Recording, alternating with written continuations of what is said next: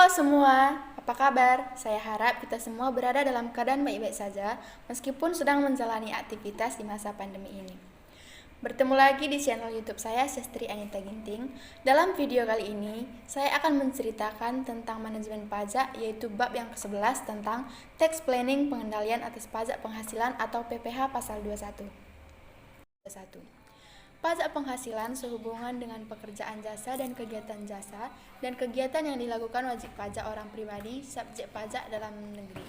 Yang selanjutnya disebut PPh pasal 21 adalah pajak atas penghasilan berupa gaji, upah, honorarium, tunjangan, dan pembayaran lain dengan nama dan dalam bentuk apapun sehubungan dengan pekerjaan atau jabatan, jasa, dan kegiatan yang dilakukan oleh orang pribadi subjek pajak dalam negeri, sebagaimana dimaksud dalam pasal 21 Undang-Undang Pajak Penghasilan.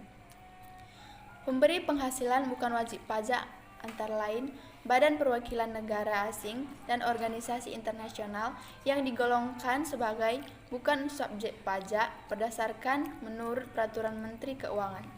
Wajib pajak yang dikenakan PPh final antara lain wajib pajak yang bergerak di bidang persewaan tanah atau bangunan dan jasa konstruksi. Memahami saat terutangnya pajak.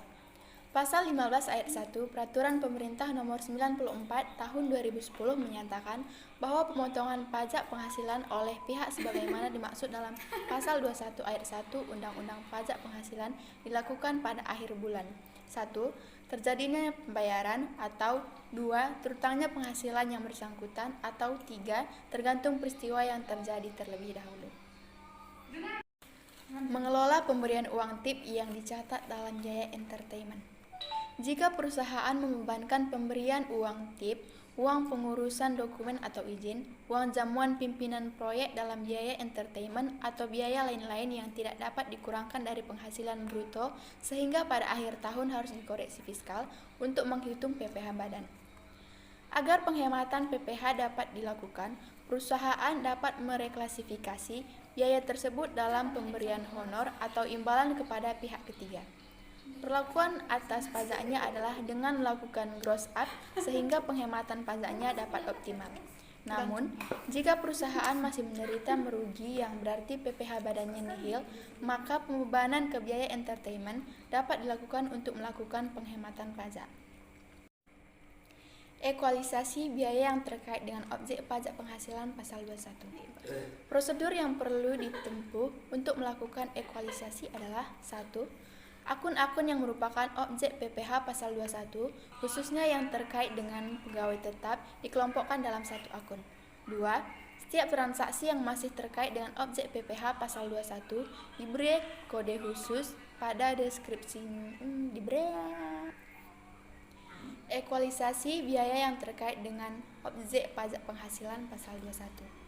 Prosedur yang perlu ditempuh untuk melakukan ekualisasi adalah 1. Akun-akun yang merupakan objek PPh pasal 21, khususnya yang terkait dengan pegawai tetap, dikelompokkan dalam satu akun. 2. Setiap transaksi yang masih terkait dengan objek PPh pasal 21 diberi kode khusus pada deskripsinya. Ini untuk memudahkan proses ekualisasi pada akhir tahun sebelum SPT PPh pasal 21 masa Desember dilaporkan ke kantor pajak.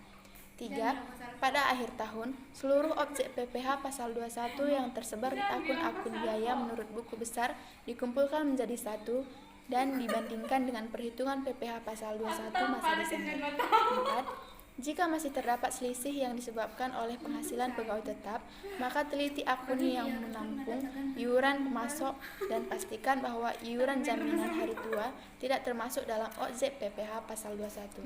Dan yang kelima, jika selisih disebabkan dari penghasilan selain pegawai tetap, maka teliti kelompok penghasilan yang belum dipotong pajaknya. Sekian video dari manajemen pajak bab 11 yang dapat saya sampaikan. Terima kasih.